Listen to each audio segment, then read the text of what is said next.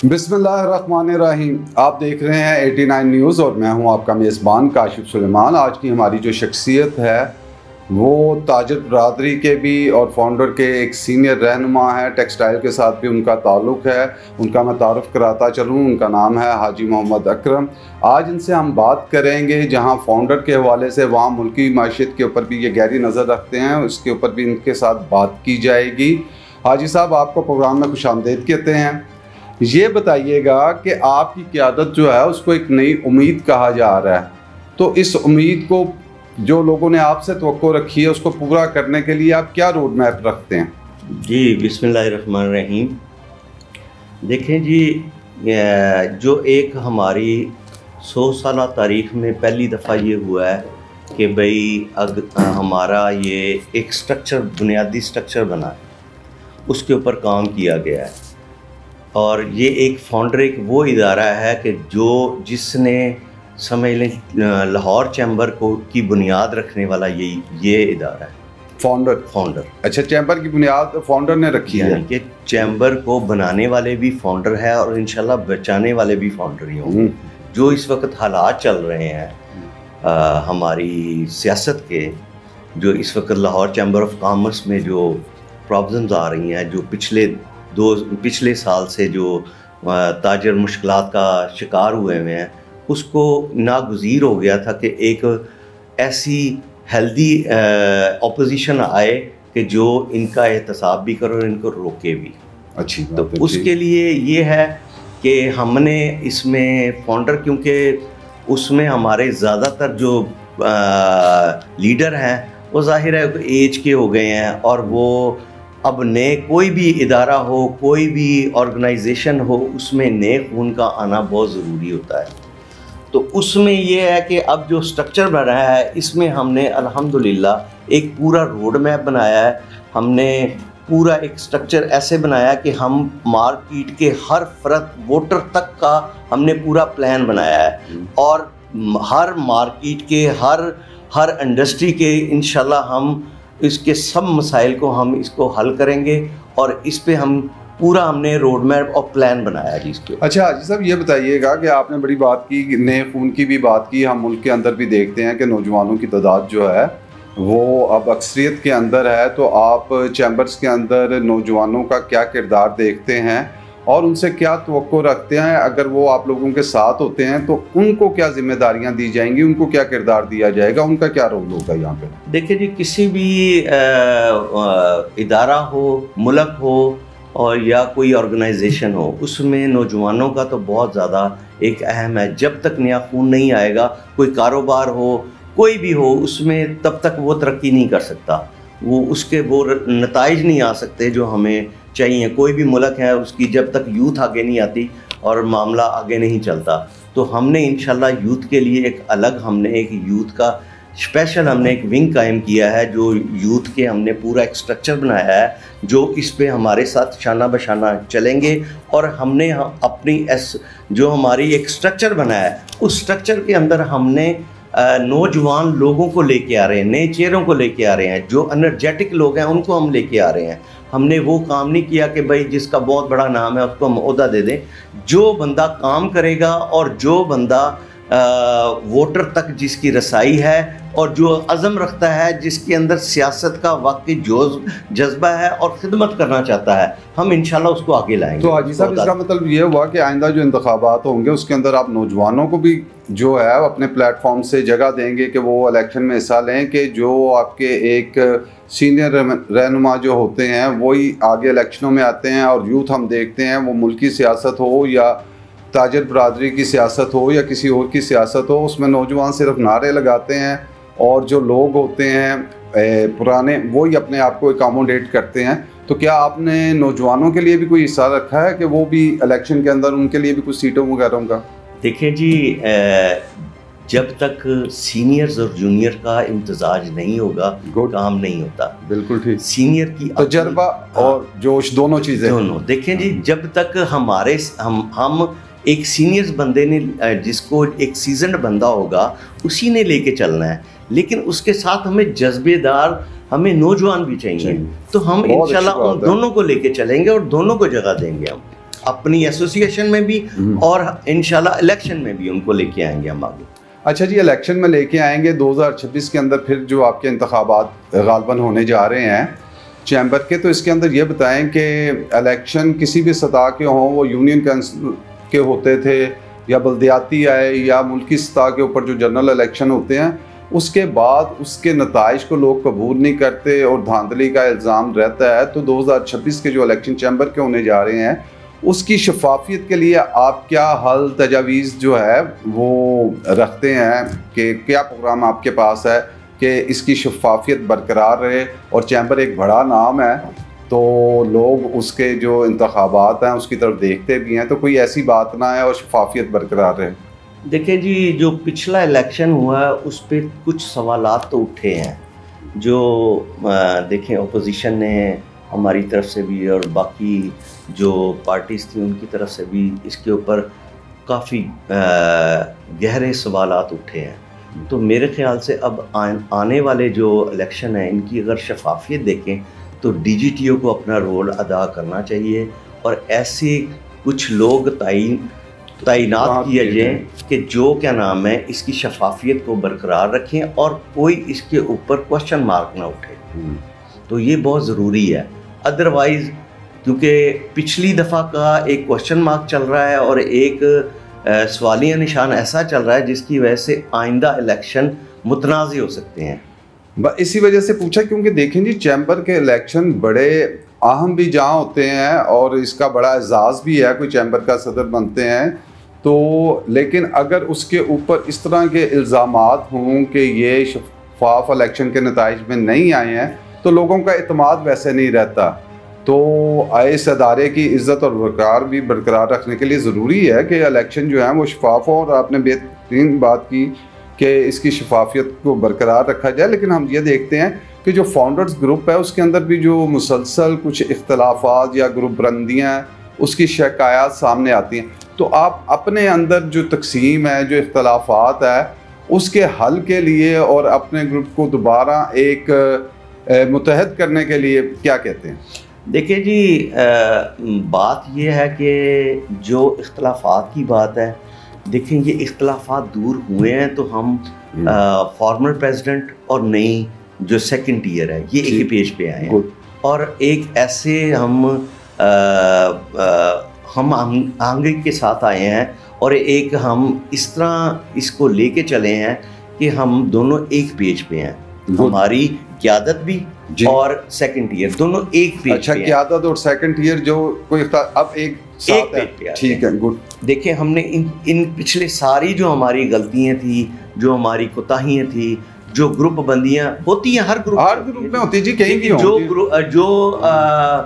Group बंदियां थी वो सब अल्हम्दुलिल्लाह इनको क्लियर कर दिया है और उनको उनके मसाइल को, उनकी जितनी भी शिकायत को उनको दूर करके हमारे जो सीनियर लीडरान हैं उन्होंने भी, हमारे फॉर्मर प्रेसिडेंट उन्होंने भी इसको एक्नॉलेज किया है और हमारी बातों को उन्होंने अंडरस्टैंड करते हुए जो इस वक्त हमारी नागुज़ीर हो गया था जिन फैसलों का वो फैसले किए हैं, वो फैसले करके अल्हम्दुलिल्लाह अब नई टीम आगे आएगी और अख्तियारात की मुंतकिली बड़े अच्छे तरीके से हो गई है और इस टीम को इंशाल्लाह जो जज्बे के साथ काम करना चाहते थे अब वो लोग सामने आएंगे इंशाल्लाह।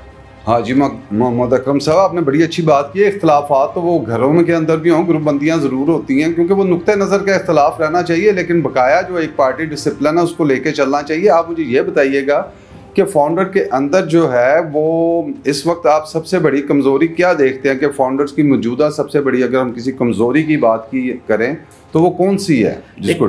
देखिए जी, जो कमज़ोरी थी वो तो अब अल्हम्दुलिल्लाह दूर हो गई है। ठीक, ये इख्तलाफात हैं या हमारी को स्ट्रक्चर की देख लें, एक इंफ्रास्ट्रक्चर हमारा अच्छा नहीं था, हमारी हायरार्की नहीं थी, तो उसकी वजह से हम ग्रास रूट लेवल पे काम नहीं कर सकते थे, लोगों के पास ओहदे नहीं थे, तो बगैर आजकल ओहदे के कोई काम करना पसंद ही नहीं करता। मैंने ये देखा कि अप्रिसिएशन हर बंदा चाहता है कि भाई मैं काम कर रहा हूँ तो मैं कहीं ना कहीं एक नॉलेज ज़रूर हूँ। हाँ, तो ये क़यादत का फ़र्ज़ है, जो जितना ऊपर है वो अपने नीचे वाले को अप्रिशिएट करे, वो उससे नीचे करे। इसीलिए क्या नाम है, अब वो इख्तलाफात वाली बात तो ख़त्म हो गई है। अब इंशाल्लाह बेहतरी की तरफ ही फाउंडर है, और इंशाल्लाह आप देखेंगे हर आने वाला दिन इंशाल्लाह फाउंडर की बेहतरी का दिन होगा। अगर आप अपनी क़यादत का एक हदफ मुकर्रर करें तो सबसे आपकी अवलिन तरजीह क्या होगी, क्या हदफ हो सकता है? देखिए जी, हमारा सबसे जो अहम हदफ है वो यही है कि हम मार्केट के, इंडस्ट्री के जितने मसाइल हैं उनको हम लाहौर चैम्बर में और हर सतह पे जाके इसको ऐवान बाला तक पहुँचाएँ, और इनकी हम ताजरों की भी खिदमत करें और इंडस्ट्री के मामलात को भी दुरुस्त करने की कोशिश करेंगे, और इनके हर मामले को हर जगह उजागर करें। अच्छा हाजी साहब, फिर ये बताइएगा कि हमने चैम्बर की बात तो की, क्योंकि आप एक ताजर बरादरी से ताल्लुक़ रखते हैं, मुल्क की रीढ़ की हड्डी का हिस्सा है, तो इसके अंदर मुझे बताएं इस वक्त ताजर बरादरी के क्या तहफ़्फ़ुज़ात हैं हुकूमत के साथ? टैक्सों के हवाले से भी बहुत है, इसके बाद में आपसे जो एक्सपोर्ट के हवाले से है उस पर भी बात करेंगे, लेकिन तो पहले तो अपने तहफ़्फ़ुज़ात बताएं कि ताजर बरादरी के तहफ़्फ़ुज़ात क्या हैं? देखें जी, असल जो इस वक्त प्रॉब्लम चल रही है ना, वो हमारी मईशत की है जी। हमारी मईशत इस वक्त इतनी डिक्लाइन की तरफ जा रही है जिस पे काम नहीं हो रहा। सबसे पहले तो मैं ये कहूँगा कि देखें जी, जंग के बाद अल्हम्दुलिल्लाह पाकिस्तान को अल्लाह ने जैसे कामयाबी दी, और उसके बाद हमारी गवर्नमेंट और फौजी इदारों ने इंटरनेशनल लेवल पे फ़ॉरेन जो हमारे रिलेशंस थे उनके ऊपर बहुत काम किया। हाँ जी, बहुत अच्छे। और हमारे रिलेशन इतने अच्छे हो गए हैं, फ़ॉरेन रिलेशन, कि पूरी दुनिया हमारी फ़ॉरेन पॉलिसी को सराहती है। बेशक। और जंग से पहले का पाकिस्तान और जंग बहुत के बाद मुख्तलिफ का है जी, पाकिस्तान बिल्कुल हमारी बिल्कुल हमने एक वक्त में देखा कि दो हरीफ मुमालिक हैं, अमेरिका और चाइना, तो एक वक्त में दोनों के साथ हमारी बातचीत एक वक्त में हो रही थी। तो सफारतकारी को तो बिल्कुल हम कहते हैं जी कि एक कामयाब सफारतकारी ज़रूर हुकूमत की जानिब से की जा रही है, लेकिन मेरा ये था, इसके साथ साथ मेरी बात आप मुकम्मल सुने, क्योंकि मैंने तो अभी ये बात की थी ना, गवर्नमेंट ने जहाँ अच्छे काम किए हैं वहाँ उनके देखो नेगेटिव जो काम है उनको भी तो हमें बताना है ना, कि जहाँ कमजोरी है हाँ जी उसकी निशानदेही करें। देखो कोई भी मुल्क, देखो सफारती ताल्लुकात पे तो ठीक है काम हो गया, ये तो कोई भी मुल्क उसकी तरक्की जब तक उसकी मईशत बेहतर नहीं होगी उसकी तरक्की नहीं हो सकती। ठीक बात। देखो कोई भी मुल्क उस वक्त अपने पाँव पे नहीं खड़ा होता जब तक उसकी एक्सपोर्ट, उसकी इंडस्ट्री, उसका ताजर खुशहाल नहीं होगा। तो हमारा इस वक्त प्रॉब्लम ये है कि हमने फॉरेन अफेयर के ऊपर तो बहुत काम किया, लेकिन अपनी मईशत के ऊपर, अपने ताजरों के ऊपर, अपनी एक्सपोर्ट के ऊपर, अपनी इंपोर्ट और एक्सपोर्ट के डेफिसिट के ऊपर और हमने इंडस्ट्री के ऊपर कोई काम नहीं किया, बल्कि मेरे ख्याल से नेगेटिव काम हो रहे हैं। अच्छा, बजाय बेहतरी के नेगेटिव काम हो रहे हैं। मिसाल के तौर पे जी मैं आपको एक मिसाल देता हूँ। किसी भी मुल्क की जो रीढ़ की हड्डी है वो आप क्या समझते हैं? एक्सपोर्ट को समझा जाता है कि ठीक है, क्योंकि उससे ही मुल्क ने तरक्की करनी है। और एक्सपोर्ट की रीढ़ की हड्डी हमारी टेक्सटाइल है। वो बंद क्यों हो रही है? ये ठीक है, हमारी तकरीबन 30 प्लस माइनस 32 बिलियन की हमारी एक्सपोर्ट है। उसमें से आप ये समझ लें 18 से 19 बिलियन का जो हमारा कुशन है वो हमारा टेक्सटाइल सेक्टर है। ठीक। अब इतना मेजर जो सेक्टर है उसको ही हम नज़रअंदाज करेंगे तो हम कैसे सरवाइव करेंगे? हमारी इंडस्ट्री बंद हो रही है, लोग इंडस्ट्रियाँ तकरीबन आपको मैं बताऊं 100 से ज़्यादा इंडस्ट्रीज इस वक्त बंद हो चुकी हैं। लोग अपना पैसा लेके अपनी इंडस्ट्री को बाहर शिफ्ट कर रहे हैं। ठीक है, पैसा जितना बाहर से आना चाहिए उससे ज़्यादा बाहर जाना शुरू हो गया है। अच्छे कारोबारी लोग, अच्छे माइंड्स, जो हमारा जितना भी अच्छा तबका है वो निकल रहा है यहाँ से। उसकी वजह क्या है कि हमारी पॉलिसीज़ नहीं है। ईज़ डूइंग बिजनेस का जो हमने नारा लगाया है उस पर काम नहीं हो रहा है। कोई भी बंदा इंडस्ट्री लगाता है वो 3600 महकमे उसके पीछे पड़ जाते हैं। ये बात तो ठीक है। अब उसके अलावा आप ये देखें, हमारे यहाँ बिजली महंगी, गैस महंगी, हमारी लेबर महंगी, हर चीज़ हमारी महंगी हो गई है। तो उससे हमारा कॉस्ट ऑफ डूइंग ये ठीक हो गया। लेकिन मुझे आप ये बताएं कि दूसरी तरफ हुकूमत की भी तो एक बात है ना, वो कहते हैं, आप इस बात से कितना के इत्तेफाक करते हैं कि जो ताजर बरादरी है वो भी उस तरह टैक्स नहीं देती जिस तरह उनको देना चाहिए। तो हुकूमत की जानिब से भी एक बात है कि अगर मैं अब लाहौर की पोश मार्केटों के नाम लेने लग दूँ तो इससे हट के यानी मुल्क भर के अंदर जो है तो जितने जितने टैक्स वहाँ से इकट्ठा होता है पूरी मार्केट से, इतना तो एक दुकान को देना चाहिए टैक्स। तो इस बारे में क्या कहते हैं कि दूसरी तरफ का पॉइंट ऑफ व्यू भी तो है कि जो ताजरों को टैक्स दें तो कहीं मिल के आपके और हुकूमत के दरमियान यानी ताजर बरादरी के रहनुमाओं और हुकूमत के दरमियान कोई बीच का रास्ता तय हुआ? देखिए जी, मैं एक बात बताऊँ आपको, किसी मुल्क में भी मुझे ये बताएं कि 50% के करीब कोई अपनी इनकम का टैक्स देता है? जिस मुल्क में 50 लाख से ऊपर अगर इनकम जाती है तो तकरीबन हमारा टैरिफ 50 को क्रॉस कर जाता है, ठीक है। इसमें आप ये बताएं, और आपने जो टैक्स दे रहा है बंदा उसी को स्क्वीज किए जा रहे हैं, उसी को ही आप दबाए जा रहे हैं। अल्लाह के बंदो, आप ऐसा एक मैकेनिज्म बनाओ और नए लोगों को लाओ। हम कब कहते हैं कि हमने टैक्स नहीं देना? हम दे रहे हैं टैक्स। और हमारी इंडस्ट्री इस वक्त, आप ये देखें कि एक्सपोर्ट अगर देखें जी, मैं सबसे ज़्यादा जो इस वक्त तकलीफ में है ना, वो हमारा एक्सपोर्टर है। जब पहले कानून था कि अगर कोई बंदा एक्सपोर्ट करता है, पूरे साल जितनी एक्सपोर्ट की उसने उसका 1% इनकम टैक्स विद हेल्ड कराया दिया और वो फुल एंड फाइनल उसको तस्वर किया जाता था, कोई ऑडिट नहीं होता था। 1 जुलाई से अब नया कानून आ गया है कि उसको एक्सपोर्टर को भी नॉर्मल रजीम में ले गए हैं। नॉर्मल रजीम में ले जाने का मतलब ये हो गया कि 2% विद हेल्ड वो कराएगा, वो भी ग्रॉस इनकम के ऊपर, ग्रॉस इनकम के ऊपर। अब ग्रॉस इनकम का मतलब ये हो गया कि जो ही वो 50 लाख क्रॉस करेगा, उसके 50% आ गया उस टैक्स नेट के अंदर, टैक्स नेट के अंदर आ गया। अब मुझे ये बताएं कि जहां जिस मुल्क में बिजली, गैस और उसकी क्या नाम है, लेबर इतनी महंगी हो कि हमारे कंपेटिटर जो मुल्क हैं उनके यहाँ और हमारा एक वाज़ेह फ़र्क हो, तो हम कॉस्ट ऑफ डूइंग बिजनेस इतना जहाँ पर हाई होगा, हम कैसे कंपटीशन करेंगे? हम कम कर ही नहीं सकते। तो लोग क्या करेंगे? वो डिस्करेज हो रहे हैं, इंडस्ट्री डिस्करेज हो रही है। हुकूमत के साथ बैठे आपकी बातचीत चल रही है, आप लोगों की हमारी फेडरेशन, हमारे चैम्बर्स, ये सारे जो हमारे नुमाइंदे हैं वो बार बार दरवाज़ा तो खटका रहे हैं। अब देखो, इसके ऊपर अमल दरामद तो हुकूमत ने करना है ना। ठीक हो गया हाजी साहब, बहुत शुक्रिया। आपने हमारे मेहमान की गुफ्तगू सुनी, उन्होंने एक वाज़ेह बात की है कि ऐसा नहीं कि ताजिर बरादरी जो है वो टैक्स नहीं देना चाहती, वो टैक्स दे रही है। उन्होंने बताया है कि उन्हीं लोगों को स्क्वीज़ ना किए जाए, उन्हीं लोगों को दीवार के साथ ना लगाएं जो टैक्स अदा कर रहे हैं, बल्कि नए लोगों को भी टैक्स नेट के अंदर जो है वो शामिल किया जाए।